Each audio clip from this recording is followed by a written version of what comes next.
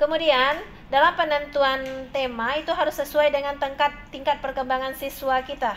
Kalau tingkat perkembangan siswa kelas 5 ya kita sesuaikan dengan tingkat perkembangannya. Kemudian dalam menentukan tema itu kita harus mampu mewadahi sebagian besar minat siswa kita. Atau yang sering kita kenal sekarang itu pembelajaran yang berdiferensiasi ya Bapak Ibu. Di situ kita mampu mewadahi sebagian besar minat dan bakat siswa kita. Pembelajaran kita berikan kepada siswa itu sesuaikan dengan minat dan bakatnya. Kemudian dalam penentuan tema itu kita harus mempertimbangkan peristiwa-peristiwa autentik yang terjadi dalam rentang waktu belajar. Kemudian dalam penentuan tema itu kita harus juga sesuaikan dengan kurikulum yang berlaku ya Bapak Ibu. Seperti kurikulum 2013 ya kita sesuaikan dengan 2013. Kemudian kalau kurikulum merdeka itu kita sesuaikan dengan tema-tema yang ada dalam kurikulum merdeka. Biasanya kalau tema-tema dalam kurikulum merdeka itu biasanya dilakukan di dalam proyek penguatan profil pelajar Pancasila Bapak Ibu. Kemudian kita juga harus menyesuaikan dalam penentuan tema itu dengan ketersediaan sumber belajar yang kita punya.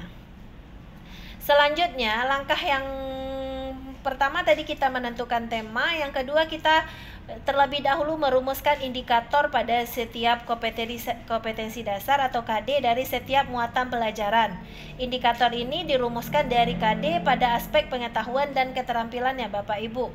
Perumusan indikator kita lihat berdasarkan kata kunci pada kompetensi dasar dan kata kerja operasional yang sesuai.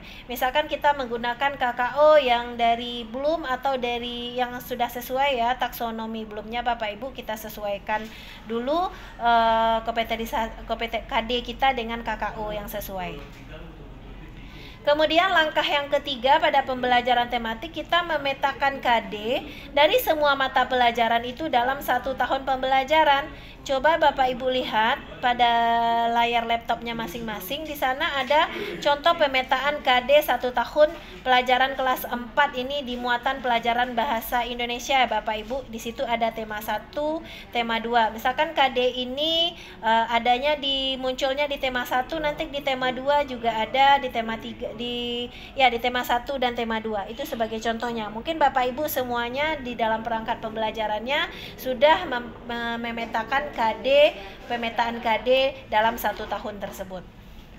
Kemudian langkah yang keempat, di situ kita membuat jaringan tema dari semua muatan pelajaran kita. Dapat kita lihat di buku tema yang sudah dikeluarkan oleh Kemdikbud itu Bapak Ibu, di sana kita sudah nampak sekali jaringan tema dari semua mata pelajaran yang ada dalam tema tersebut.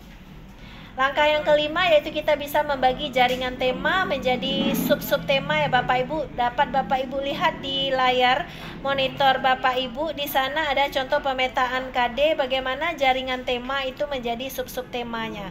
Subtema 1, subtema 2 dan subtema 3 itu biasanya pada kelas tinggi Bapak Ibu.